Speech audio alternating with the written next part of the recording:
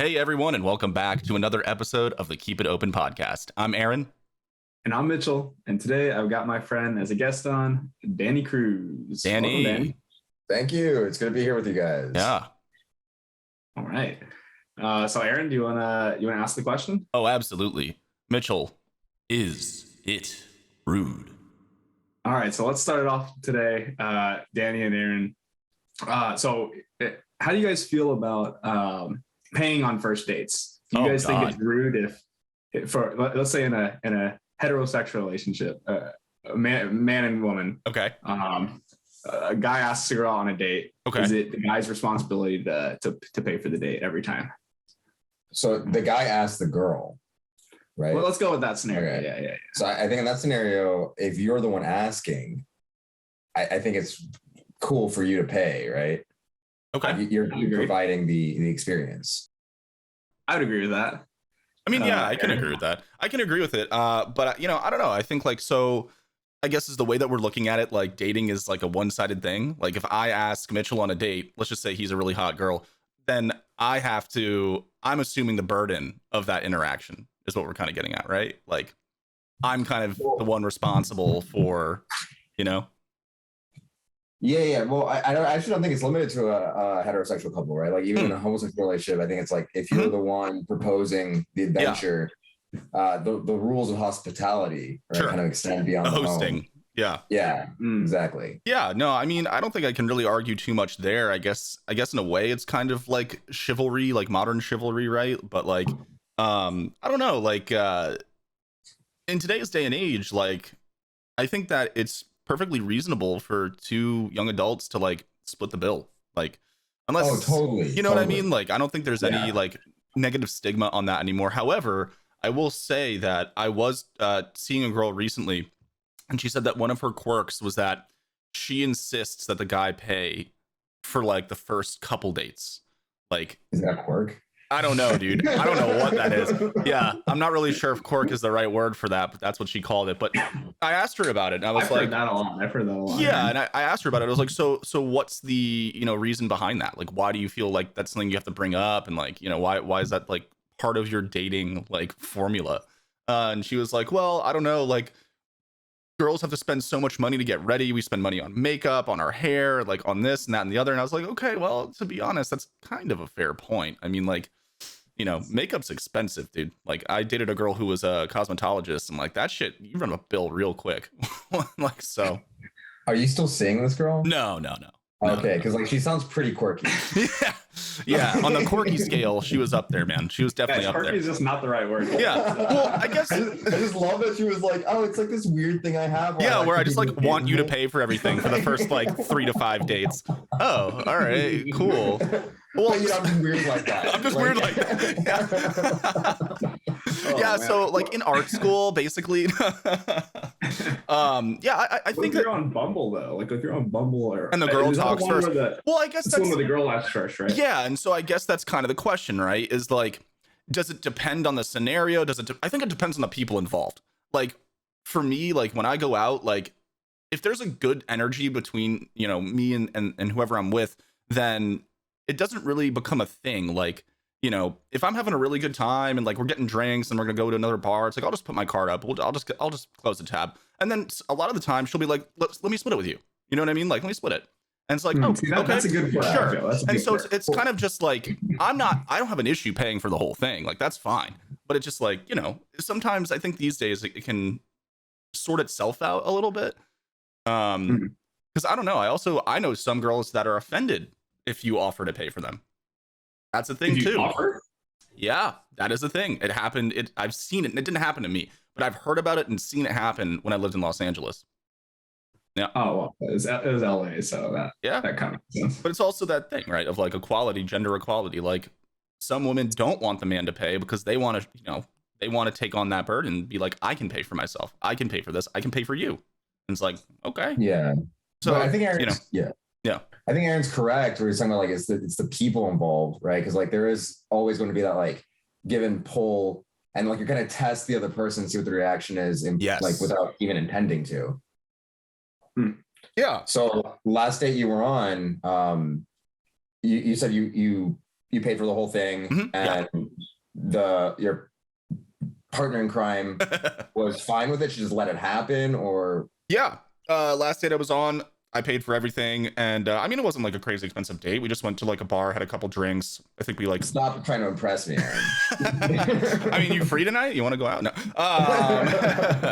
But yeah, so it was a pretty like low key date. We didn't go to like anything super fancy, right? Like first date, like I don't know. My opinion is you don't take someone out to like a super nice restaurant on a first date. Maybe that's a whole nother topic, but yeah, it was fine, and I had no problem with it. Like again, like I said, like if it's one of those situations where the time comes to pay the bill and, you know, I put my card down, or you can tell like she's kind of waiting for you to put your card down, sure, that's fine. But I guess like in the long term, it's like you expect to kind of split things with your partner, right? Or am I completely wrong? Like, you know, like, yeah. No, but I think that's good company policy is like, I'm totally okay going in, like I'm going to pay for everything as like the default, but I kind of want the other person to raise the issue, you know? Of course. And I Like, think it also, I think you at least need to do the dance. Like, if you like do nothing, I think that might be a sign. And she just lets it happen. You got to do the old like, you know, let me at least split it, or you know. And then it's also, I think to your point is it's okay, like maybe the first couple times, if that's the scenario, like the first couple dates, and you're kind of initiating as, you know, let's say in this situation, like a heterosexual relationship, you're initiating as the male, you know, hey, let me take you out.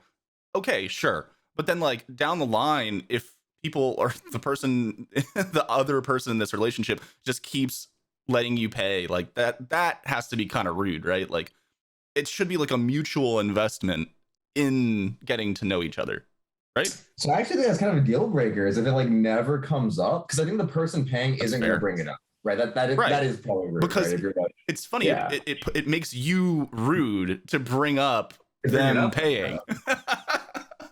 Yeah. Right? So like pay, and then they can like, hey, look, like I noticed that you've been paying a lot recently. I don't know if you caught that, but I did, you know?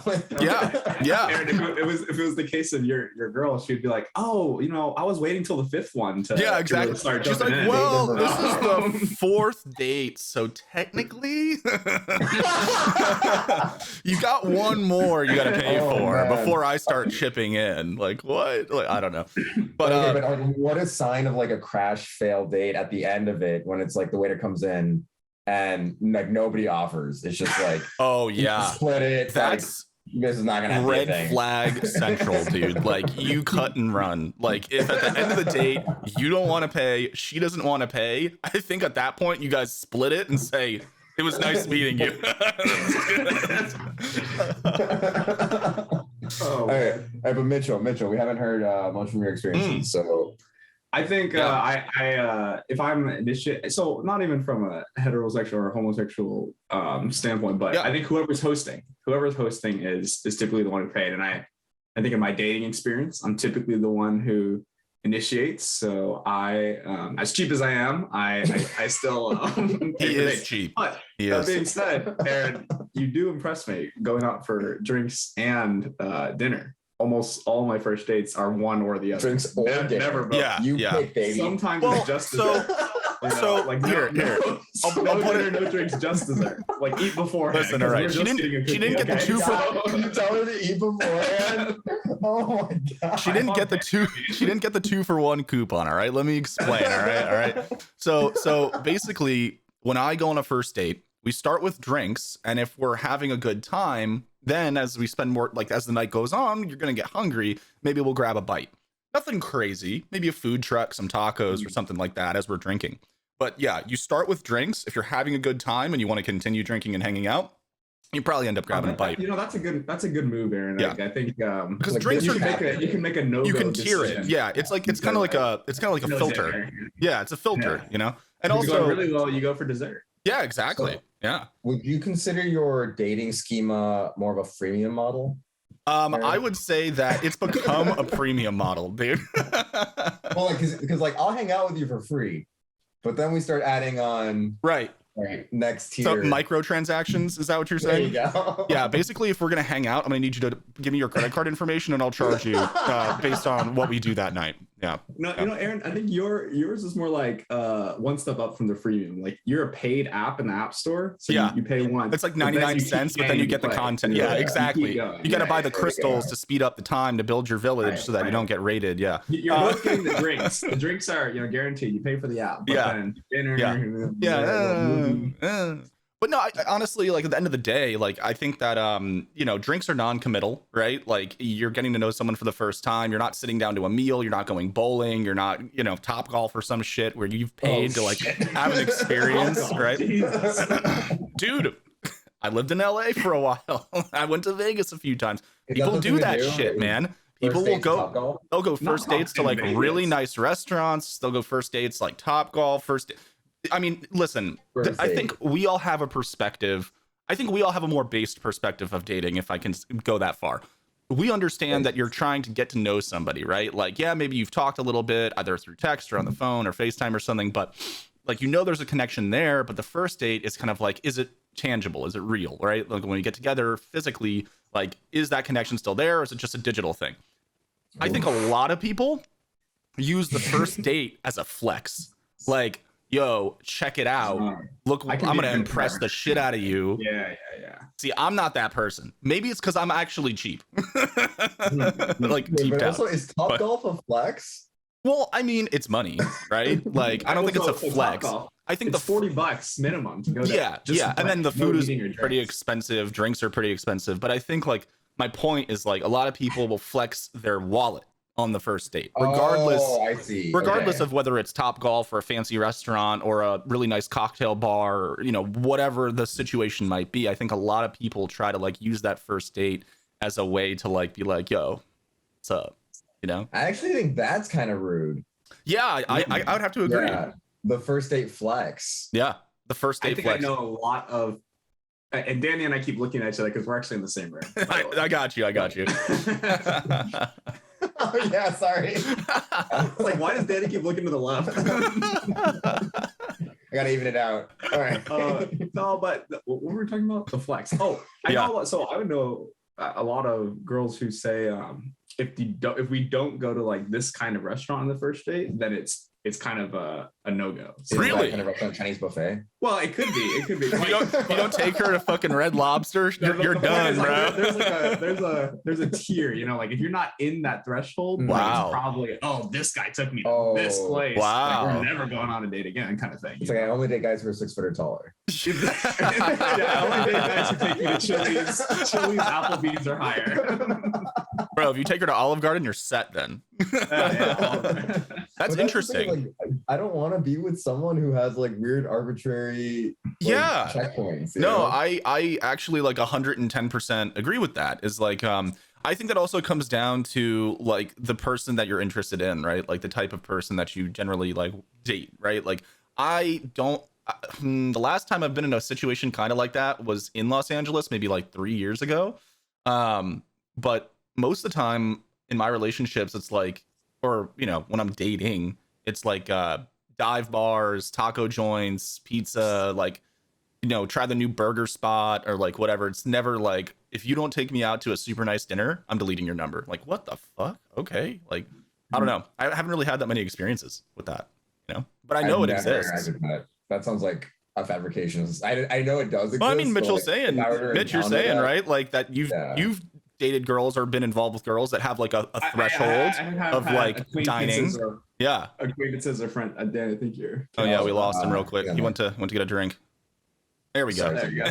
But yeah, not. I wouldn't say any of the girls I've dated, but I've got friends who. Well, so okay, if you took a girl out to Taco Bell, for example. Okay, well, no one does that. That's like. But let's say you did. Yeah, let's say.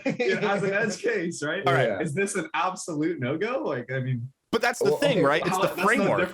It has to be, what's the framework, right? Like, have you guys like been talking on Tinder or like Bumble or whatever, and you're just casually talking, then it's like, yo, I really want a fucking crunch wrap. And she's like, I'm down. And you're like, I'll scoop you. Yeah. That's still a first date. I guess what we have to iron out is like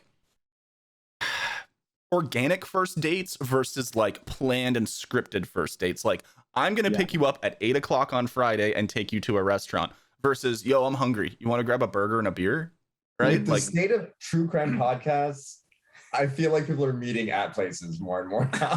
yeah, dude, you're not wrong. Actually, I don't ever offer to pick up girls for dates anymore because I feel like they'll say no. Like they don't trust guys They don't anymore. trust you. Yeah. Yeah. It's I even pretty leave crazy. my chainsaw at the door. They don't even want it. Yeah.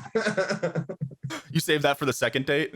That's a fourth date. The fourth date. Hey, Sarah, good to see you. I was actually on this date last night. Nice. And unscripted, but we went to this arcade. Oh, cool. Very economically friendly, but she was very into like the free date experience, you know? Cool. So the only reason we went in because it's cold. It was a little chilly last night, you know. But she was like, "No, let's just walk around this park." Oh, okay. Kind of So she was more one of the let's walk and talk and like see if there's actually connection versus like spending money on each other.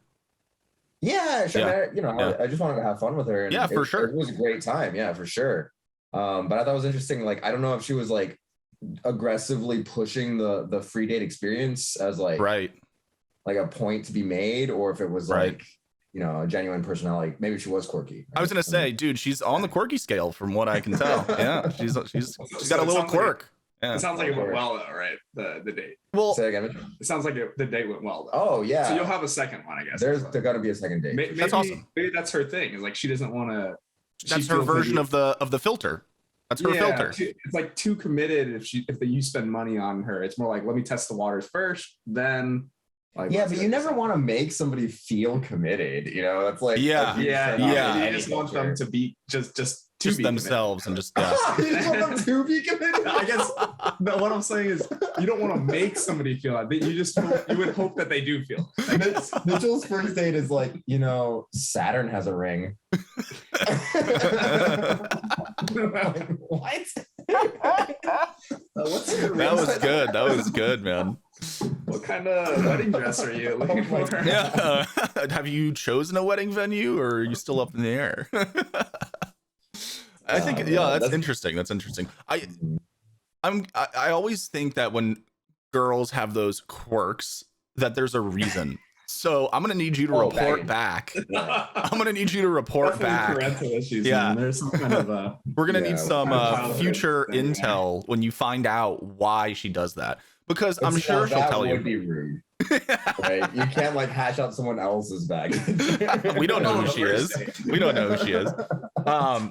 No, yeah, I think that's another thing that plays into it, man. Like, I think a lot of people these days are like very mindful of their trauma, and they set up kind of like boundaries for dating and stuff, like 100%. And I think I've run into it more and more and more as I've gotten older. I think it's just something that's starting to happen with the time. Because I remember in like college and stuff like that, dude, dating was it was none of that. Like there wasn't this like pressure or you know what I mean, that I think that there kind of is now. Like it's just like in the background, like lurking, like James Franco in fucking Pineapple Express, like lurker, you know, just like it's just chilling at the door. Just I don't know. That's maybe my opinion. I have seen that movie. You haven't seen Pineapple Express? I've seen it like 3 times. I mean, I was pretty stoned each time. Well, yeah, I mean, yeah.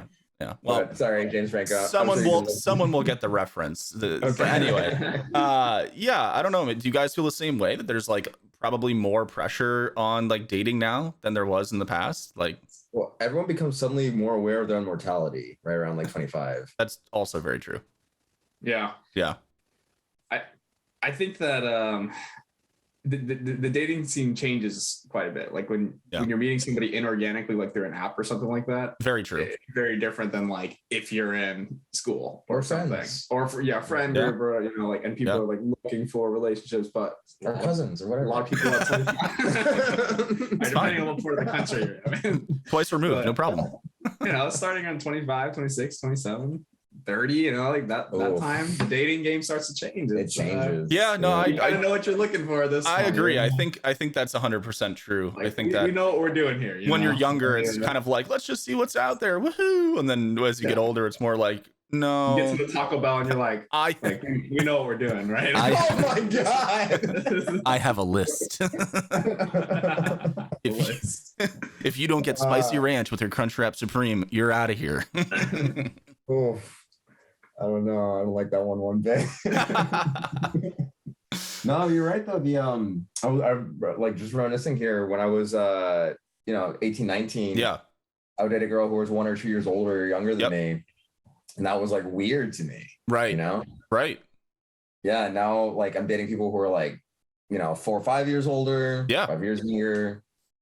And it's not that weird. No, it's just like, not. yeah. I think You it's just also gotta do like you it. said, after the age of like 25, like, Yeah. your consciousness kind of expands a little bit, and age starts to not become such a filter. Like, Right. I'm 28 and I'd have I'm 28 and I'd have no problem dating a 35-year-old. You know what I mean? Like it's not, it's more about the connection. It's more about the personality and, do you have that, We're not sexual predators though, so like you can only punch up, Aaron. 18. Yeah. Age is still kind of a little. Okay, all You right. can go 8 Don't years make it older, you weird, can't go guys. 8 years No. Don't younger. make it weird. Don't make it weird. Okay, so then is it weird for a Don't 20 make it- is it weird for a 28-year-old to date like an 18 or 19-year-old? Is it? Yes. Is it? It's weird for an 18-year-old to date someone who's older than like 28, Because 27. Oh, is that what you said, right? when Yeah. I was 19, my girlfriend was 29, Yeah, but you were dating up. but she was dating down. Right, but she But you're a wasn't the guy then predator. too. But- okay, so gender matters. Like you were the potential predator. She's a cradle robber, man. How am I still? So I actually relate to you, Aaron, because when I was 25, right? So I should have known better, I suppose, right? But I was dating someone who was Because they're so developed. Right? Yeah, right. At 25, you got it all figured out, man. Right. So she was 32, 33. Okay, yeah. She was great, like Yeah. wonderful person for Yeah, sure. yeah. And the relationship it worked very well for a while. Yeah. But I do think that if she had been, what was that, like 7 years younger, that would have been illegal. Yeah. Also a First of all, problem. illegal. Yeah. Also Yeah. a little weird. Yeah. Also a problem. Yeah. And I also think that there's a threshold of maturity, right? Like you Sure. can only go up or down so far. Like someone that's like closer to their 40s than their 20s, or their 30s, like priorities change. So like when I was dating that girl when I was 19 and she was 29, it worked for almost probably about a year-ish, but then like, she wanted a family. She wanted to have kids, which is totally reasonable. She turned 30 like when I was turning 20, and like so, it was kind of like one of those situations where you just have to like evaluate, like, am I ready for that? Like, no, Yeah. I'm not. But there's Yeah. nothing wrong with that for her. Like that's where she's at in her life. It's totally reasonable. I mean, people have kids at a much younger age than that. So yeah, I think that, when you're dating above or below, you got to kind of in the back of your head at least realize like, okay, we might run into some like hiccups or some roadblocks here, but I mean, Right. Well, there are like cultural norms as well. Like in the United True. States, age differences aren't usually that wide. Right. But in like Latin America, it's super common for the guy to be at least like 4 or 5 years older. Yeah. If not like 7, 8 years older. yeah. Yes, Danny, what do you why don't you tell us and Aaron and the listeners out there what you do for a living? Sure. So I am a musician. I play the oboe and teach music. That's awesome, man. Thank you. Yeah. It's a good time. Yeah. Yeah. I'm a musician myself. I play guitar, drums, piano. I do a lot of electronic music and stuff like that. It's really cool, man. Sweet. Yeah. Yeah. That's good. I was just gonna say, Danny goes to school right down the street here at UT. He's in a master's program here, Oh, so, sweet. Yeah. That's awesome, man. in the Oboe studio. Yeah. As you mentioned before, the life of like a professional musician, like, financial stability and stuff like that and all of that. Like I totally can empathize, man, because up until probably a few years ago, I mean, I was pursuing a career in music, and it is tough, dude. The ups and the downs, and like, it's a tough life, Yeah. but yeah. Well, and it's weird. I think that the culture place to place can lend itself to like maybe taking the risk or not. Because I didn't realize until recently that most of my peers have had like full-time jobs apart from their music gigs. And I feel super lucky, like just being where I've been, to be able to like teach more or less full-time. Yeah, definitely. Yeah, and it's just super interesting to me, like just being lucky in a particular city or not can mean totally different things, career-wise. Yeah. But yeah. Very true. Very true. So I'm sorry. No, go ahead. Well, I was going to ask you, I'm sure your listeners may already know, but what is like some stuff we can hear you on? Oh yeah, absolutely. So I have a bunch of music on Spotify. I'll put the links in the comments below. But yeah, I've done a whole bunch of stuff. So I've done projects that are more R&B focused. I've done like rap music. I've produced for people. All kinds of stuff, electronic music. I used to be in like death metal bands, deathcore bands when I was younger, guitar and drums and stuff. Okay. Yeah. Yeah. So, I kind of jump around and change up genres and stuff like that very often, very frequently. Now Cool. I just make lo-fi. So I just have like a lo-fi channel on YouTube.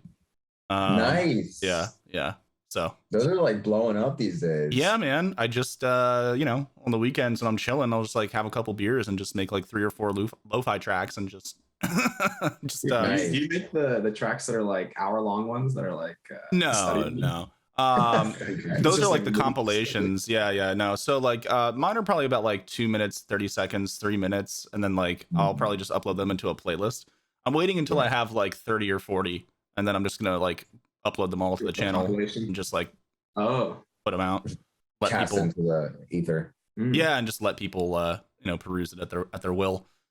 Sure. But yeah, man, it's fun, it's therapeutic, and it's like for me it's kind of like I've reclaimed the creative process because for so long I was trying to really make something happen in the music scene.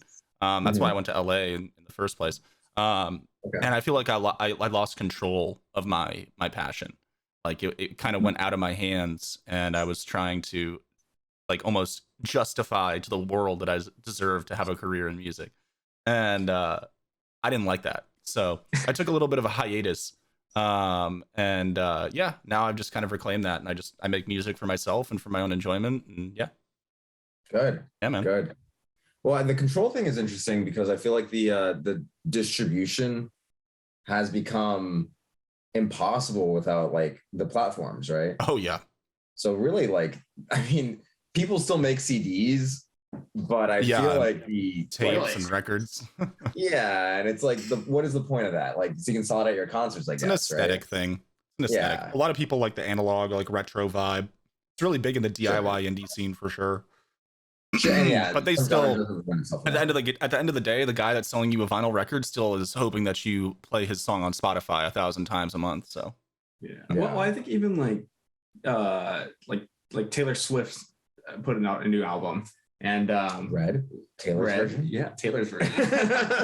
But artists still put out CDs, Yeah. and they hope that they sell a lot of albums, and yeah, that's like a way, like a tangible way for their supporters to follow them or to support them financially without just like donating money or Yeah. whatever, or like going to see them in concert, maybe if they can't do that. the new thing. So they still sell a lot of CDs, but Yeah. it's kind of a sham, like nobody's actually playing the CD. It's a collector's item. Mhm. Right. It's a physical way to remember something. It's like a T-shirt, right? Yeah, It's like- exactly. Yeah. And I It's a think thing to show off on your desk. yeah, exactly. Well, I was gonna say that something to take a picture of and put on your Instagram. I mean, it's yeah. the new thing is like if you want to blow up as an artist, TikTok. Like if TikTok. you want Yeah. your song go viral and you want people to make a dance or use it like as a overlay for a video, right? Like Yeah. And that's the way that you blow up now. Like it's wild. Yeah. Are you familiar with the guitarist Scott Master? Was it Shredmaster Scott? That sounds familiar, yeah. This guy is a great guitarist. He's like a death metal guitarist. Yeah, isn't he And the one like- that people always say like, "Oh, your videos are sped up," so then he like plays them faster? Is it that guy? I don't know. Oh, I'm not sure about that. I mean, I just love his. Yeah. I mean, I don't watch it religiously. Okay. One of my actually my cousin does. And he introduced me to the guy, and he's got some great like pedagogy videos, like he's talking about music in like a very approachable way. It's a pretty high level topics like modes and music theory and that kind of thing. Sure. Yeah. But he has a video where he talks about how it might even be a TikTok video. How like if you want to enter the music industry now, like you have to have examples of your playing out on these social media channels. Oh It's yeah. like nobody's doing auditions like this kind of thing anymore. No. Right? It's not. Yeah. It's I- literally I- like it's like your resume now. Like if Yeah, you're a it's a resume. musician and you're an instrumentalist specifically, maybe not a producer, but yeah, if you're an instrumentalist, you need to have videos out, and that's how you're gonna get gigs. And a lot of the time, they're gonna find you. Like there's this Russian chick, Anna Drums, and she's sick. Have you seen her? so good. Right? She's amazing. She's really good, and she's young, so she's like a prodigy, dude. Like drums. Drums. Okay. Yeah, and she's Russian, I think. But bro, she's gonna get signed to like drum for like, I don't know, some massive live performance. I guarantee it, dude. Like, I don't know, like Baby Metal or some shit. Like she's gonna be on like a massive stage by her early 20s, like drumming for a very big name. I guarantee it. For sure. She's got the vibe, she's got the image, like, you know, she's good at what she does for sure. And so like, yeah, she's gonna get scooped up. But Jacob Collier, are you familiar with him? Yeah, he's a musician. Yeah, exactly. But he blew up through social media. I mean, his you know, rise onto the scene, like as you said, he's a musician's musician. A lot of what he does would just like normal people would listen to and be like, what the hell? Like, it sounds nice, but then actual musicians are like, holy fuck, like these chord progressions, these harmonies, like you're a freaking monster. Like, who are you? Like you're literally like a once in a lifetime or once in a generation musician. I mean, he has, you know, he has a lot more reach and adoption because of social media, you know? Yeah. I feel like there's like even a genre that's like Jacobism, let's say. Right? It's like I feel like a lot of musicians are trying to flex in like a different way. Yeah. No, I could 100% see that. Yeah. I don't think I've seen that. Like, it's not. I'm not sure if it's a following. Yeah. You know, I think like his art form is not even just like performing music, right? Yeah. His is like, I'm performing awesome music. It's complex. It sounds good, so it's kind of, it can be mainstream as well. But we're also like going to analyze it on this channel or something. Oh, like, yeah. We're going to have, you know, different ways to slice and dice and like look at this music. And he does a lot of teaching too, right? Like he does teaches webinars and like all kinds of stuff. Yeah. It's his unique art form to the world. I think that's really cool too, because I was going to say, like, being a musician now is nothing like it was 10 years ago, right? Like, your platform can be so much more than just put out a song, get plays, get a paycheck, put out another song. You know, you can teach, you can interact with your fans. So I guess what I'm trying to say is, like, being a musician now, I think, is actually great because you can connect with people on a personal level so much easier than in the past. Like, and you don't really need like a big brand behind you, like a bigger label or anything like that. Like, you can totally do like grassroots like come up like through social media and just like word of mouth and stuff.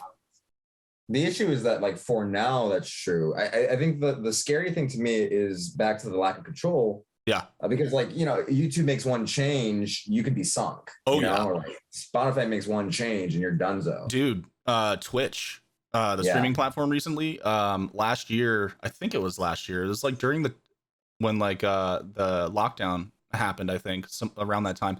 The record labels went hard on the platform. Like they were DMCAing everybody. Really? Yes, for playing music on their streams.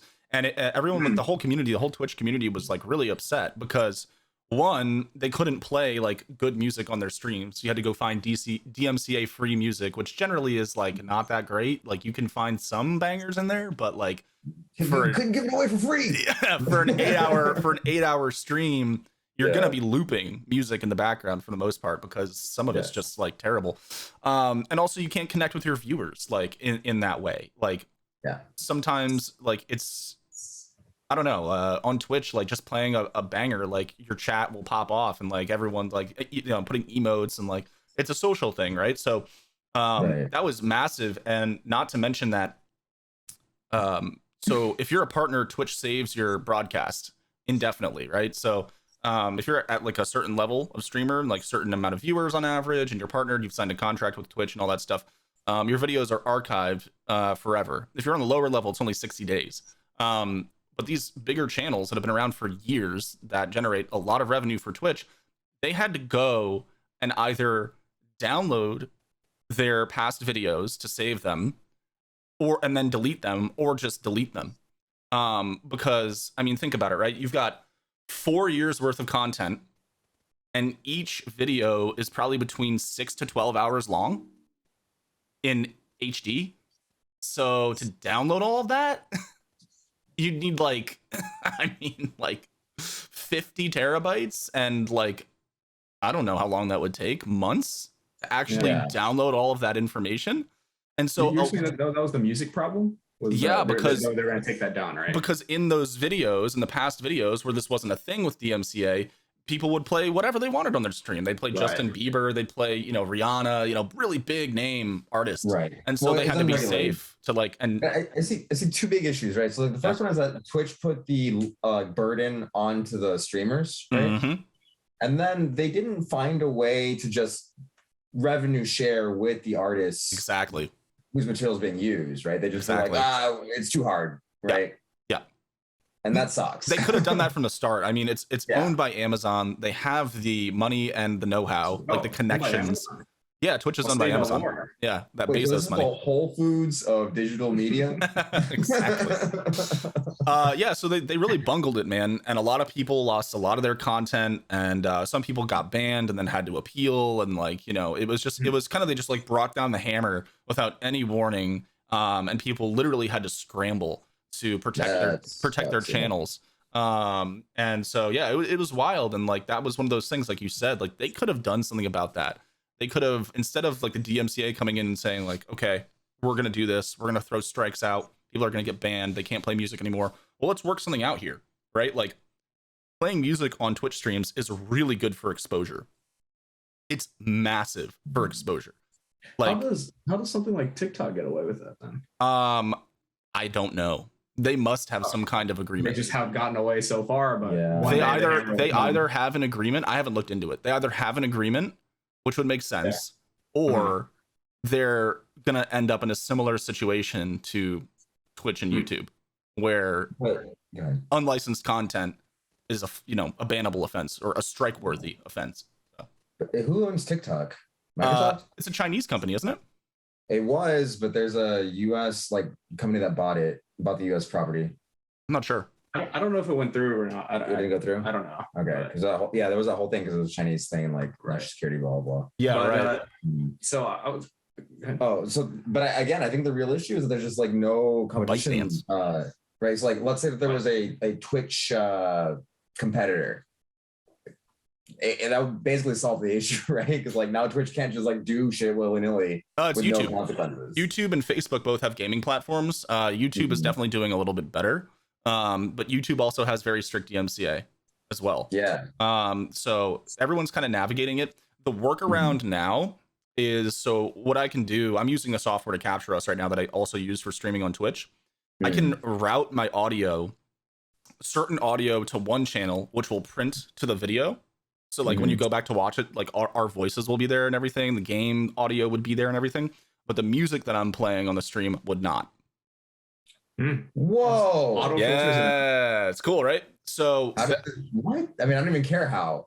Where can I get it? Yeah. So that's how people are doing it now. So now, like basically, like if it's not in the VOD, like the video of the day, then you're good. So like you can kind of play whatever you want again while you're live, as long as it's not recorded after the fact. Okay. Now, and that's really good, because I don't know if you guys know the, what's his name, BB Nas, that song Edamame that's like popping off all over the internet.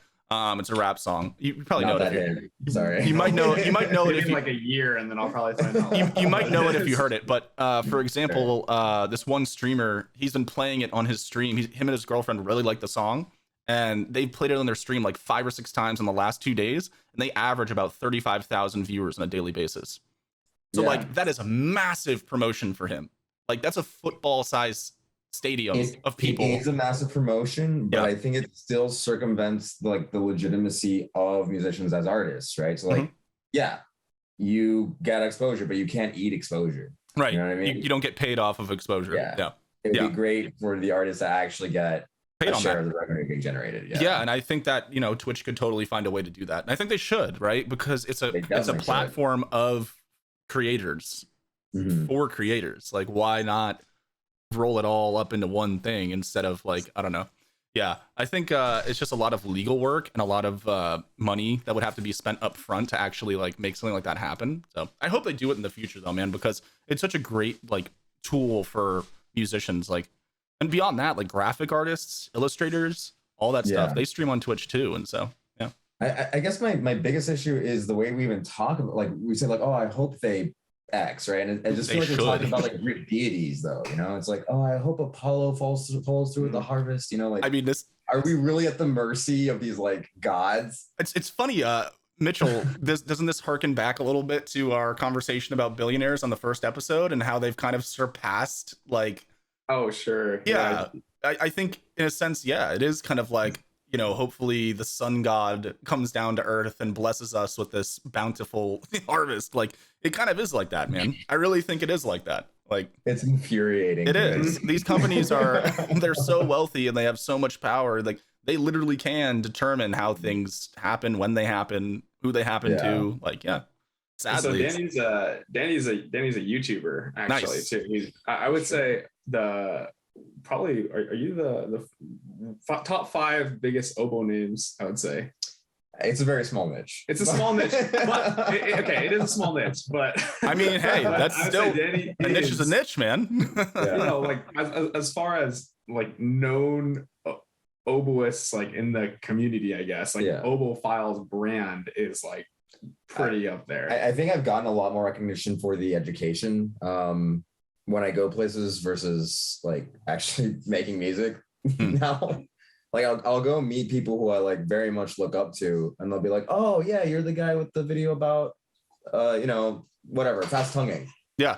And I'll be like, "Yo, my God, you're like the English horn player for San Francisco. I can't believe that." You know, but I don't also want to be judged on my playing in the same level, you know what I mean? Right. Totally. But yeah, I think that everyone can find their space if you just like be yourself. ... Be yourself and do what's right for the YouTube algorithm. Yeah, exactly. YouTube gods. Can't forget about the algorithm, man. God. Algorithm rules all. It sadly does. Yeah, it really does. Yeah, that's interesting. It's a wild landscape for content creators and musicians and all that stuff right now. And I think you know, as things continue to grow, like hopefully, like you said, like we can get a little bit of that control back, right? We don't have to be at the mercy of the labels or the networks, or I guess not the networks, but the hosts, right? Whether it's Twitch or YouTube or whatever it might be, Facebook. Well, Meta. Meta. Yeah. You guys talked about that recently, right? We did. Yeah, we talked about that. I mean, you can't get out of that though, right? Like, because then you just have a government-run free like entity. No, not government run. How about a blockchain? Yeah, exactly. Yeah. How about what is that? What is Ethereum's whole thing? The smart contracts? Yeah, exactly. It could all be done via smart contracts. Someone just has to build. Someone would just have to build the. I'm sorry, no, you're good, dude. Someone would just have to build the infrastructure for it. But yeah, I mean, like content creation service, like something like YouTube or Twitch, where people could post content, stream content, interact with fans, but it's all blockchain and it's not, you know, it's decentralized. It's not owned by one company with a CEO and strategic objectives to milk as much fucking money out of their user base and viewer base. But it's just there to host the content and obviously take some profit. But, you know, yeah, a more fair system would be, dude, in an ideal world, sign me up. Like, that sounds great. So how do you feel about like, okay, so like punk rock, definitely anti-establishment. Oh, right? Like jazz, definitely anti-establishment. Like all the good genres that like erupted through generations are anti-establishment. Yeah. What happens when there's no establishment? Like if we have this blockchain system. So I think I think one of two things. It will flourish because it'll be a wave of like total anarchy. It's like, this is our fucking playground, boys. Let's go. You know what I mean? Like, we did it. There's no man anymore. We fucking killed him. Like, it's like a victory lap. Like, it's a little bit like you know, fantasizing. It's a little bit like almost pornographic in a way about this like imaginary situation of liberation. Yeah. What happens when you get there? Right. It's like you're so caught up on the journey, right? That when you get to the destination, you're like, is this right? Did we put the wrong address in? Like, are we gonna have Stairway from Heaven? Yeah. See music about how everything's just too good. Like, yeah. Everything's great. Which some would say it's already been done, like maybe like the early 2000s pop punk was like music in search of a problem. Yes. Kind of thing. Totally. Yeah. I don't know. It's interesting. I think that's definitely like a valid point, right? Like that's the kind of the whole like core, like the kernel of that type of music.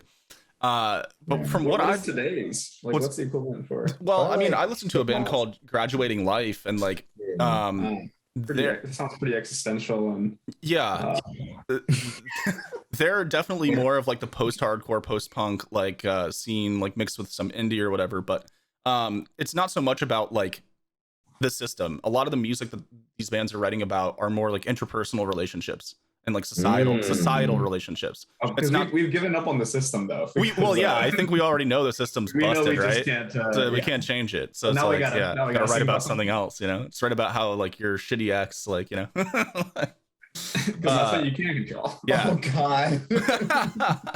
Or about how you're just like a raging alcoholic and like, you know, can't function in society. I mean, you know, My demons. Yeah. right. I mean, it's relatable content. Oh, for sure. Do you guys know people who are living either off grid or like pseudo off grid, like in the vans and stuff? like vans, Yeah. RVs, that kind of thing? I know a girl. Like know people like that, right? Yeah, 100%. Yeah, I feel like there's like a distinct border of Okay. generation border. Yeah. With people who like cannot imagine that.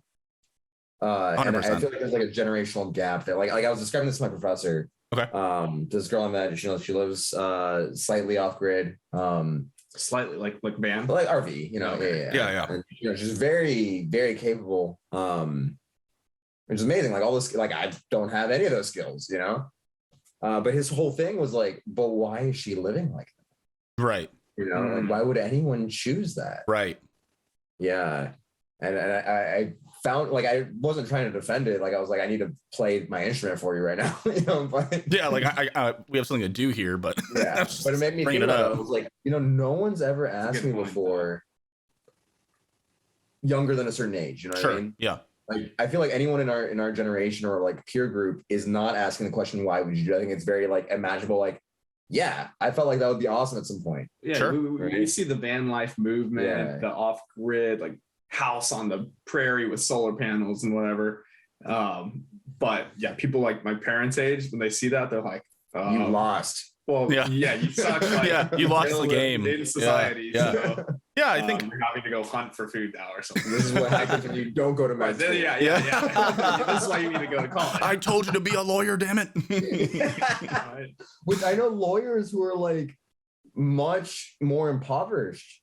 Oh, yeah. In both their lives and financially. Oh, yeah. Than like people I know living in vans. Yeah. I think that's the thing, right? Yeah. Is like I think it's like there's kind of a movement now away from money and material wealth, right? Like I think America was really focused on that for a really long time.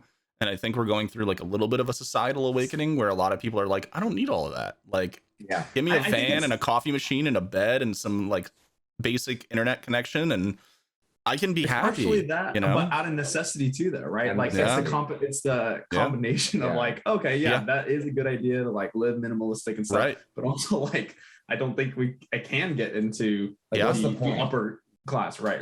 Or also like, you know, you do your budgets and whatever, and based on the way that you make money, like I can't afford an apartment or one that's worth it. You know what I mean? Like, right. I can afford a boxing wall, but yeah. So, or I could get like, you know, I could get a van and I can actually have like decent appliances in there and I can move it around. I can travel a little bit. Like that might be a better option than living in a shitty apartment. The girl I know who does it too. She brings laptop around. She works a remote job and then stops by coffee shops or whatever or hotspots it and can complete. I guess still contribute in that way to a society and like reap the rewards from it while you know still having that independence. So this reminds me, just bring back to the music thing, is the difference between like country music and the indie music that's coming out right now, maybe the folkloric music. Okay. And how it relates to the lyrics of folk music that maybe I'm more familiar with in South America. Okay. Right. Where like it's very much like, oh, like I've got this great life, I've got my woman and my alcohol, and like that's all that matters, blah, blah, but at the same time it's a tinge of like being excluded from the system, right? Versus I think the more modern version of that being like, isn't it great that we're choosing to unplug from this system? Right. Yeah. Like, I guess same outcome, yeah. different perspective. On Yeah. it, right? Yeah, Or 100%. one of them you chose, the other one you were born into. Right. Sure. Yeah. Right. That's interesting to think about. Because it really is, in America, it really, I mean, I can't generalize it, but I mean, it is a choice, right? To like disconnect from the grid. Sometimes. Like, yeah, well, it can be. Yeah. that's what I'm saying. That's why I don't want to generalize.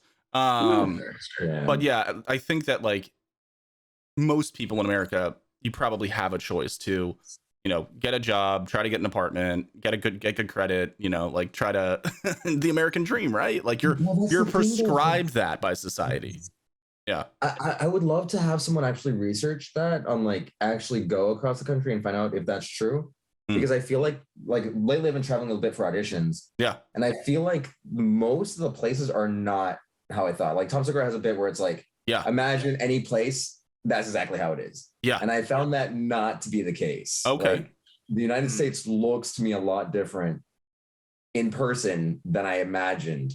And it's Like, wait. So back on the bed. Imagine a place. That's exactly how it is. Yeah, he has. Everyone asks me all the time, like because I travel so much, like, oh, what's it like in San Francisco? What's it like in Portland? Right. All right, close your eyes. Imagine that place. That's exactly how it is. Okay. That's how it is. Yeah, it's underwhelming. But I feel like some things work much better than I anticipated. Okay. I feel like the Midwest in my mind was going to be like a very difficult place and like exist. And I find that people are like generally warm. Yeah. And like accepting. Yeah. Yeah. And I generally thought that people would enjoy being able to get from one place to another. That seems not to be the case in any city. Public transportation. Regardless of how much they think they love public transportation. Yeah. It's like, oh yeah, we love it here. You get anywhere in like super fast. I'm like, you cannot. It's not real. It doesn't exist. You cannot. No. That's interesting. That's what people told me when I first came to school in Austin. They're like, oh, you know, just take the bus anywhere. I'm like, okay, well, so the hell? The closest grocery store takes more than 30 minutes. Much more. Yeah. And you have to time it right. You have to time it right. Yeah. Right. If you time it perfectly, it might take 30 minutes. Then you still need to walk back with all your groceries. So if you've got like a week's worth of groceries, you need a cart. You need a cart. Right? Yeah. And so it's but I feel like all places are like that in the United States. Unless you're like in New York or something. But I would say even Chicago, supposedly good public transportation, and it is better than it is better than Houston. Fine, sure. You know.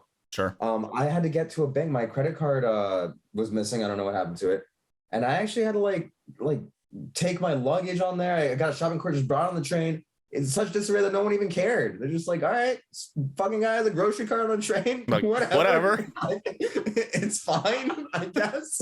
Yeah. A grocery cart on the train? Out of necessity. Awesome. Yeah. I mean, dude, I grew up in New Jersey. I spent a lot of time in New York. You'll see some crazy shit on the subway. So see some crazy shit. People can't get to where they need to be. Yeah, they got places to go. Like sometimes you just gotta make it happen. Like I think for public transportation specifically, there are tiers too, right? Like, oh yeah. I think people might say a place has great public transportation if you can like park and ride and like ride into your workplace. Yeah, like, that could be great public transportation. It'd be great, but you can't get to the grocery store from your house. Right? Yeah, right. You know what I mean? Like, right. So it's. Well, we're like in this weird like hell of what is it, like compartmentalization? Oh yeah. Because like and that's the issue with like maybe New York, right? Because like if you're going to live in New York, you don't live in Manhattan unless you know you're not me or Mitchell. You know, I don't know about you, Aaron. No. But all the stuff you're going to do is in Manhattan, so you end up commuting into. Yeah, like what if that stuff was more like in different places, like more mixed. Locate like geographic, I guess, setups, right? I feel like I'm starting to see that like in Austin. So I live like north of like downtown by about maybe 20-30 minutes. So I'm in the kind of one of the Oh, so like check out of your place. Yeah, so I'm a little bit further away from like the hustle and bustle. And you know, at times like I want to move further south so that I can be closer to the action, like you're saying, like where things are happening, the bars, the restaurants, the people. But at the same time, like I'm noticing like there are like some pretty solid restaurants popping up here. Like there's a ramen place that opened here recently that is like spot on. There's like a couple other places, little bars that are popping up. There's like a brewery / coffee place. What's it called? Red I can't remember. Red something. But it was super good. Like that's where we went, Mitchell, the first time we met about the podcast. Yeah, that was a cool place. That was a cool place. And you know, so slowly slowly, like I think that it's kind of happening, right? Like not all of the cool innovative stuff is like being smushed into like the city center, you know. Isn't that inefficient though? I mean, right, because from the tale as old as time, like you would want to have all your your entertainment, your business district, your whatever, all in the, you know, even with the old days with horses and markets and everything, like all in one place, right? It's just it's hyper efficient. But I guess we live in these like communities now where it's up north is a separate community. Yeah, well, it's like was said, it's compartmentalized, right? Like, you know, like the neighborhoods, the little townships, like it's all its own kind of its own little world, dude. Like if I go out into my little area, I've got like 2 HEBs, there's like a Lowe's, a Home Depot, there's a Chick-fil-A, an In-N-Out. I mean, whatever I need, like 4 Walgreens, like it's all here, you know. Can you tell me that you can get from the Lowe's to the HEB without it being a headache? I think that's my kicker. Yeah, it's 100%. You have to have a car. You have to have a car. That's you already have to have a barrier to entry. Yeah. Yes, right? The barrier of entry 100% is I mean, that might just kind of more be like a Texas thing. Like Texas is a bigger state. Things are a little bit more spread out. States thing, I think. Yeah. But what I'm saying is like, that's the case in Chicago too. Is that it's really, you need the car. You need the car. Yeah. Maybe most things, but you still need the car for everything, I guess. So like for day to day. Oh yeah, 100%, man. You can do your daily, like you can do your service to society. Yep. Without a car. Yeah, totally. But if you wanted 100%. To actually live a life that do your errands and chores, you need a freaking car.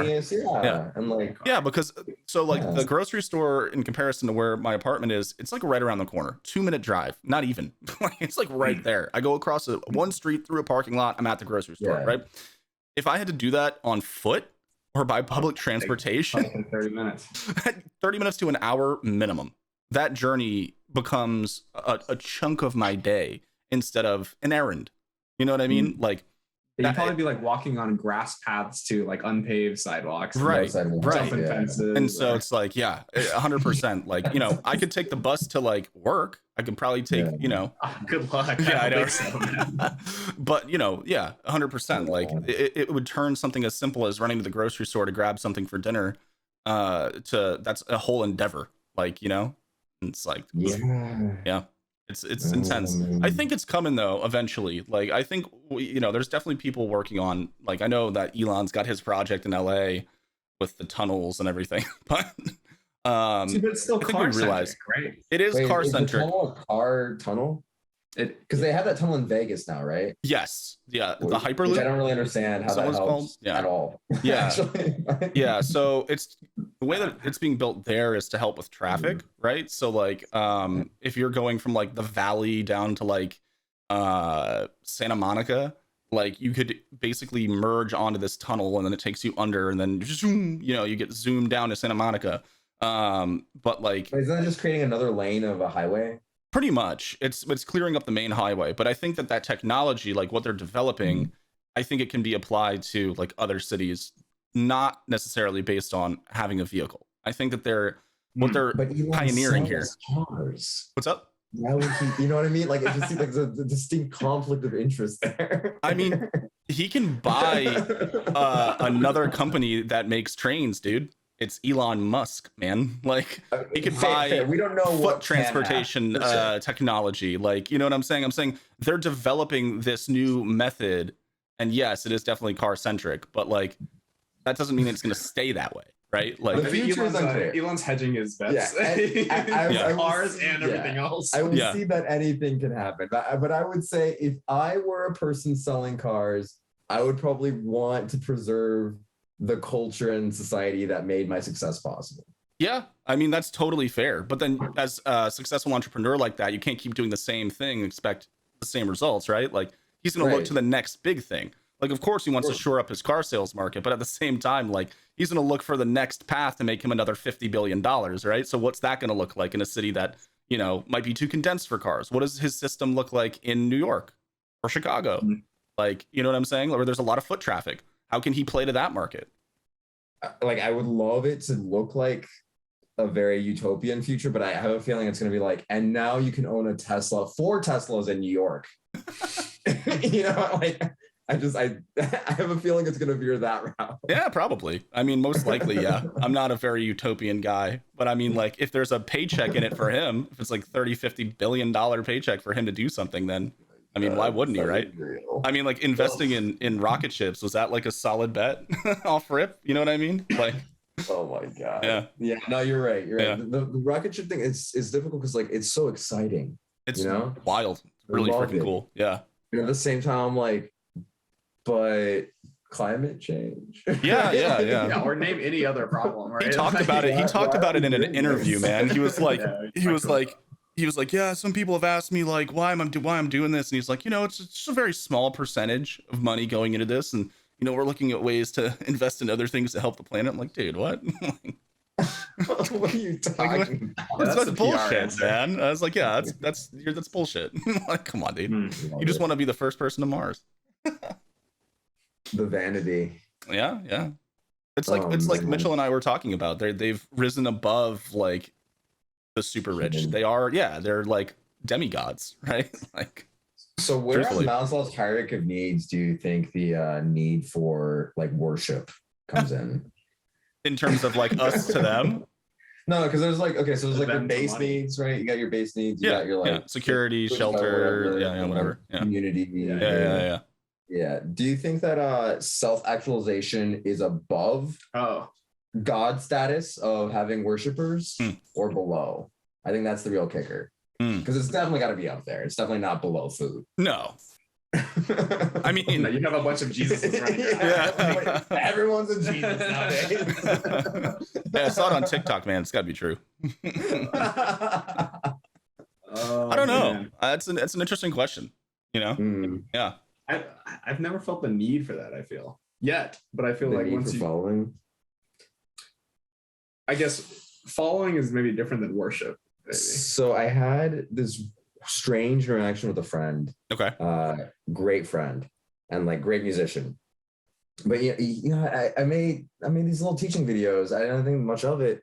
But he was like, it's really one of those things where I don't think people will have these ideas, but they don't actually pull the trigger, Yeah. And at that moment, I was like, oh my God, this is how like people become narcissists. You know what I mean? I It's did like- it. No one else did. Yeah, Yeah. you're like, oh my God, I'm a God. Yeah, yeah. Like, Yeah.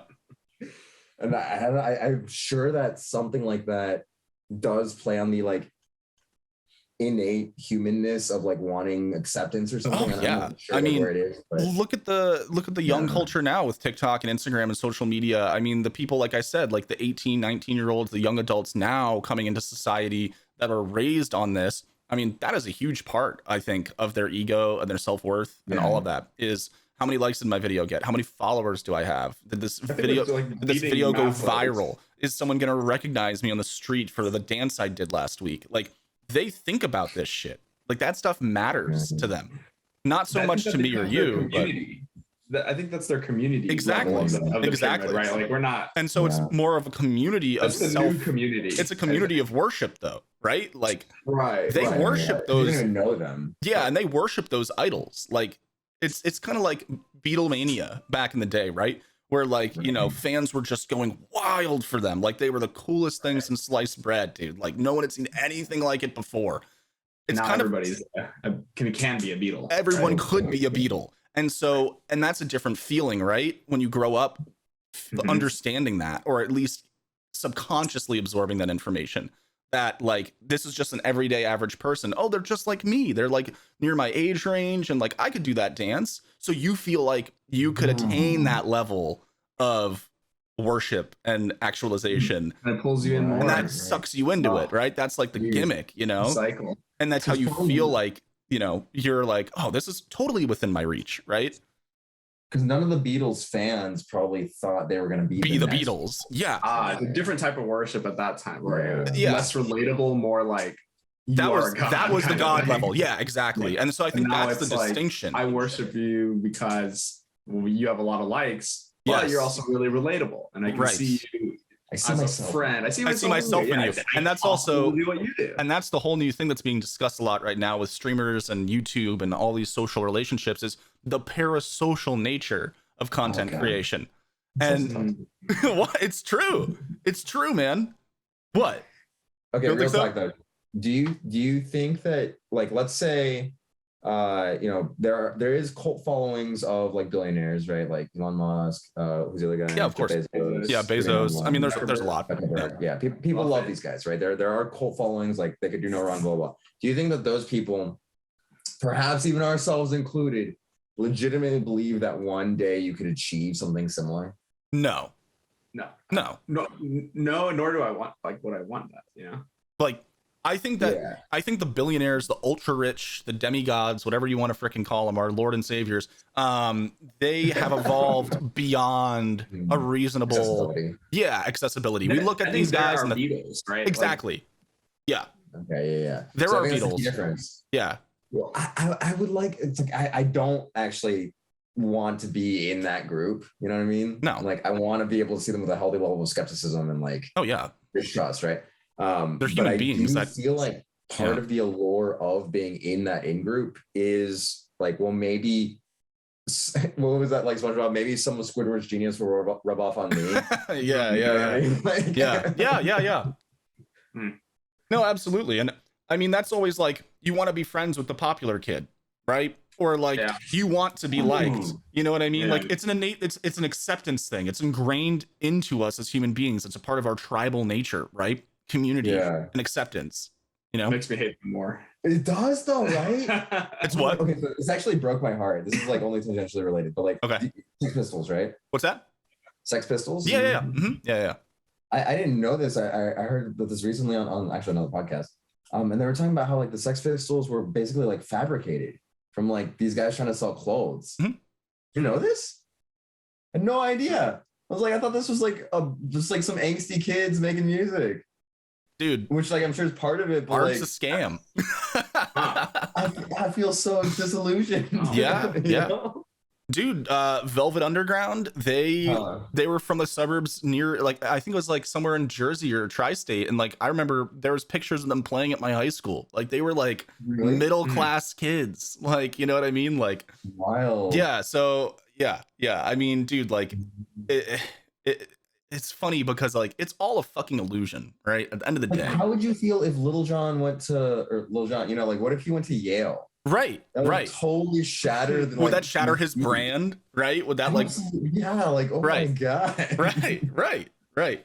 And it's like, yeah. You find out that the punk rock band are actually rich kids, and then you find out that Lil Jon actually is a very well educated individual. Like, would that just shatter your reality? Like, I don't know. Is it like good music is good music, or good music is good art music, is art? Yeah. But there is a certain tacit authenticity that the consumer is expecting. I agree. Right? I 100%. What if they're writing about? Well, I don't disagree with you, but as a devil's advocate, please. His favorite role. What if they're just writing about a friend's experience or something, right? Yeah, telling the story. Right. They probably do write about it from their grammatically. They probably say like as long as the artist is clear that it's not their experience, whether it's in an interview, it's not that black and white or in the lyrics. It's just like, what is appropriation? Right. Like, Right.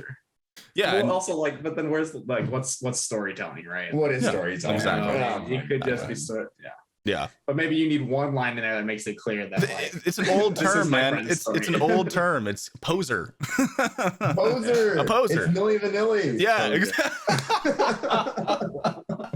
Fucking Milli Vanilli made it into the podcast, dude. Fuck. Cut it. Delete the VOD.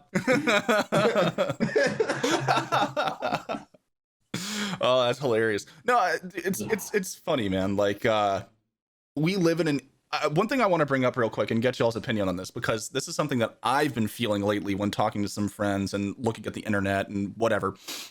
We live in an age where we have more content than ever before, right? Art, music, entertainment, you name it, right? There is just more than ever, right? Yeah. People are hypercritical of shit. Like, everybody's a critic. Everyone's a fucking critic. And like, a keyboard warrior in the comments, or going on a twit longer, and it's like dude, like I don't get it. Like, we have so much to consume and so much to enjoy, and I'm not saying you have to like everything, because obviously everyone has their taste and their opinion, but I think there's something to be like button if you haven't already. Yeah, exactly. Guys, click that thumbs up right now, or click the thumbs down. Doesn't matter. We'll take either. Be as critical as you like, actually. Yeah, exactly. Hey. Yeah. Thank you, YouTube gods. Yeah, exactly. Thank you, Daddy YouTube. But yeah, so I wonder what that is, right? I wonder what part of like the collective psyche is deciding that shit isn't good enough, right? Like, for example, is it? Oh, go ahead. Well, I just want to throw one out there. So yeah, I don't know if you guys have watched Cowboy Bebop, the original anime. I brought it up before we started the show, but Netflix did a live action version of it. Oh. As a reasonable person that watches anime, I don't have high expectations, right? Like, taking an anime, making it live action, probably not going to translate super well, right? But really hard to recreate the fights. Yeah. I mean, but as a yeah. And the voices. But as a fan of that series, as a fan of that art style, and I mean, that show is a masterpiece, it's still in that universe, right? It's still part of that canon. And it's like, you're a fan of Cowboy Bebop, so like, enjoy this another serving of it, right? Like, check it out. People have just been ripping this shit apart. I'm like 4 episodes in. It's nothing to write home about, but it's not terrible. Like, some of the shit that I've been seeing, some of the stuff I've heard from friends, they're just like, this is dog shit, 3 out of 10.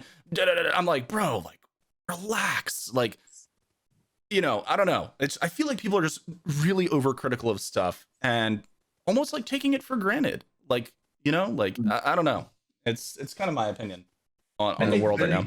Excess content allows you to be more critical. Because you're always gonna have something else to consume. You always have something. It's coming faster than ever. You can be as critical as you want, and there's no downside, right? I think you hit the nail on the head, and I think actually it ties back to just like gluttony, right? Like, you just want to keep just shoveling it in, like, and it's never enough. Beatles album, and that's the coolest album of the entire year, right? You have to try to like it at least, right? Or like have an open mind about it, right? True. But I think the Beatles also had their like diehard critics, I think that's the other point I was going to make is that they did. I think people are haters.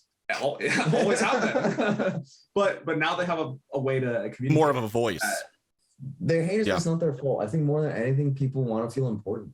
I think negativity allows them to navigate towards that. Like, they're gonna take it. I think you're absolutely right. I think that's a really good call out too. It's like, you have the ability to take an unpopular opinion for the attention of having an unpopular opinion. Yeah, it's interesting. I don't know. It's like, I see all this stuff and maybe I'm thinking about it from a jaded perspective, because I've worked on TV shows and I've worked on, movies and stuff. And it's like, man, those are big productions. Those are a lot of work in the hot sun, lifting heavy shit. It's a lot of work to make these productions. And then they just have some fucking Joe Schmo behind a keyboard, just shit all over it. Be like, this was dog shit. This should never have been made. You guys ruined this. Like, holy fuck, man. Relax. Yeah. Like, let alone if you tie yourself, relax, dude. Worth to your show too. Like, yeah. Have you seen the movie Amadeus? Oh my god, not in a long time, but yeah. Me neither. Yeah, it's like 2 VHSs or something, right? Yeah, it is. It's long, dude. Yeah, oh my god, 2 VHSs. Holy shit, dude. But there's that scene. I feel old. Scene where the emperor in Vienna is like being critical of Mozart's music, yes, right? Yes. And he's like, oh, he didn't care for it. He's like, okay, but tell me what you didn't like about it. He's like, oh, it's just too many notes. He's like, well, maybe you can tell me which notes I should cut out. Yep. Your lead, and he has to be really respectful. It's the kind of thing like that. At that time, the emperor is probably the only guy who isn't seeing how the sausage is made all the fucking time. True. Like, everyone else in society is like, oh, if I want bread, I have to fucking bake the bread. Dude. Butter, I have to fucking churn the butter. Maybe I just don't want it, or like, dude, that's a great point. So real. Yeah. And for us, we're all kind of emperors of Vienna. I was just gonna say, we all have little emperor syndrome. Oh, you've brought me this content. Well, I don't like it. You know what I mean? Yeah. Like, screw you. Bring me another. Dude, that's a really good way to put it. That's a really good way to put it.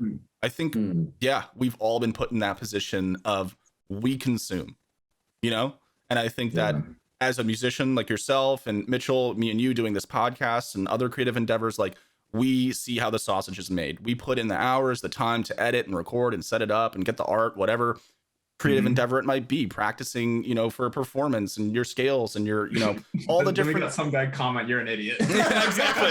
Shut the fuck up, bearded man. But yeah, no, it's like, I think that, a lot of people, for the most part, like, yeah, they have that little emperor syndrome. Oh God, my cat. And I think it breeds insensitivity, right? Like, yeah, until you put yourself in those shoes to experience that and understand the hard work and the thought process and the refinement and honestly the finesse that goes into creating artistic stuff of artistic value, or even just straight up content creation, you can't empathize with it. And so it just creates this culture of a lack of empathy where no one else's, you don't connect with anyone else's feelings. You're just watching, judging, rating. And it's like, that's unfortunate, man. Yeah. I do feel like there's like a big movement now of like cultivating spirit of humility and like, even if it's not genuine, like I do feel like a lot of these like movements in the arts are a little bit publicity focused, like, oh, we need to like cultivate more exposure for like BIPOC artists. And, yes, definitely. Yep. But I do appreciate like I do think that imitation like precedes like authentic creation. Definitely. And so even if it's not like the purest of intention, like I do love that it's like, okay, we're starting to like try to humanize people, like yes, it's like people who aren't like me, yes, like they are also people, and they have feelings and emotions, and totally. And because I mean, as an artist, like art is vulnerability, performance and creation and all of that. Like it's a vulnerable thing to put yourself out there, whether it's painting something or making a song or performing on stage. Like it's a vulnerable act, right? And so I think that as we move forward, like those movements trying to humanize people, and I think that's super important because we're just going to get more and more connected but disconnected at the same time. It's like a paradox with technology, right? Like alone together, and so but I think it's like having that intentionality on an individual level as well as like community level, like having that is like the antidote versus veering off to the matrix. Oh God, we're going back to the conversation we just had last week or 2 weeks ago. What was it? Virtual reality. We're talking about virtual reality and the metaverse, and so I get like little snippets from Mitchell about. I haven't listened to the whole conversation. But he'll like he'll mention some offhand thing, and I'll usually be like, I'm passing this. Like I don't have time to dig into this. Yeah, I can't unpack this right now, dude. I gotta get out of here. We don't have time to dig into it. Yeah. Well, no, just to kind of like in a nutshell, like I hope that we can steer away from the matrix. I hope that we can merge like the human aspect of things with technology, kind of try to take the best of both and have a society like that. But I mean, dude, the matrix looms. It's right in front of us, man. Hey, Aaron, did you see the like Matrix anime prequel? Yes. What was it called? I don't remember now. Oh, that came out like pretty shortly after the movies, right? Yeah. Yeah, that shit was pretty cool. I didn't actually finish it. I only saw like half of it, but I remember being like very engrossed. Yeah. I mean, those stories were so ahead of the time, I think. Maybe not ahead of the time, but like I think the Matrix trilogy, the first one at least, let's be real. The first one was really like a thought experiment beyond an action movie. And the timing was so perfect.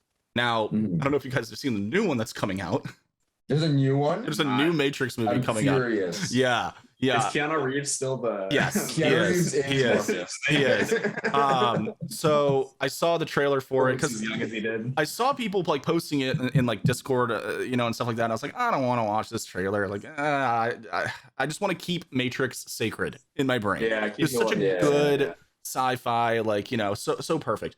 But I went to see Eternals with my roommate, and it played on the big screen. I was like, fuck, I gotta watch this now. Bro, they're gonna botch it. Like, do you actually think you're being a bit critical? Maybe this is us being critical. You're right, though. You're right. You're right. Yeah. No, you're absolutely right. Yeah. It's like Cowboy Bebop. Yeah, exactly. It's one of those things, though. It's like just no. Gonna watch it, I think it's like just no. Why go for a money grab when I mean, it was just such a successful story. Like, But and again, also, I'm gonna go see it. Like, I'm gonna go see it. take my money. Yeah, no, Take my critiques, 100%. but take my money. Yeah. And you know, I will be on the computer writing a comment, reviewing it, you know, because that's what everyone does now. But no, I mean, like, I think that you know, I guess there must be a demand for it.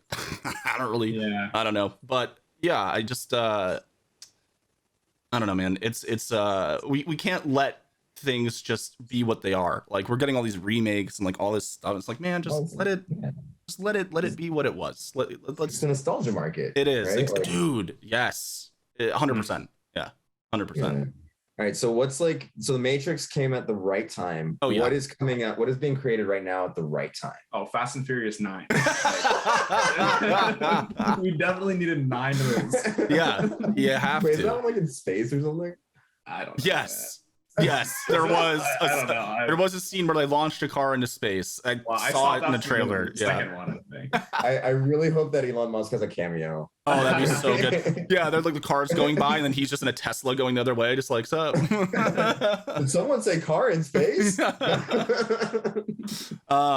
Did you see what they're doing with their car names, by the way, what it spells on their website?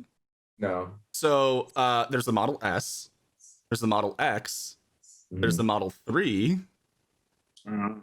S3X. Oh, isn't there Model Y? Also? Yeah, Model Y is coming. It's gonna be sexy. Yeah. Okay. It's funny. Wait, but what is the truck called? The Cybertruck? Cyber. I don't know. I don't know. This I think it's feels, just a this feels Cybertruck. a little like QAnon conspiracy theory, but I'll allow it. What, like the names of the cars? Yeah. Oh no, he mentioned it in an interview. Yeah. They said some commission or something wouldn't let them call it Model E because they saw what they were doing, so they allowed them to name it Model. They allowed him to name it Model 3, and he was like, still looks like an. Elon was like, still looks like an E. We're good. But where was I going? I was gonna say, oh yeah, movies. that works. Like, I know, right? Elite speak, man. Any World of Warcraft frogs in the chat? So the movies that I think are super relevant today, which, man, I hate to say it in a sense, but at the same time, I kind of enjoy them. The Marvel movies, man. All the Marvel movies. I have to say, I only saw a couple. Yep. So I can't chime in on that one. No, it's all good, dude. Like, they're big budget action CGI. Like, they're not your, change your life movie, but it's kind of like this generation's like Star Wars. You know what I mean? It's like people love it, man. They eat it up. Like, Marvel movies are just a massive. It's a reflection of the societal, social and communal. Like, when we look back at like Black Panther, I think. Yep. 20 years, like, I think people will, teach their children like, oh, this is what was happening at that time, and like this movie meant this to these people. Yeah, exactly. And there's just more to come from that whole universe in terms of content, and I think that it bridges a gap between a lot of people. So I think it's a positive thing. Like, in terms of cinematics, like, dude, I go in there with a bag of popcorn and a Coca-Cola, looking forward to some really good CGI and like some funny little jokes here and there. I know I'm not gonna have my like perspective shifted or like leave the theater like, whoa, you know what I mean? Like, but that's not what you're looking for. That's not what I don't think that's really what a lot of mainstream society is looking for. No, we gotta talk about another one, but just like junk food cinema versus just like they're the same medium, right? Yeah, like a super artsy like film versus like a blockbuster, a Marvel movie. But they're the same media, and we treat them the same in this society. Which is interesting. One of my pastimes recently, just like from the travel, is like crying at indie films on planes. Have you ever tried this? No, I haven't. Very uncomfortable for everyone sitting next to you. It sounds great. Sign me up, dude.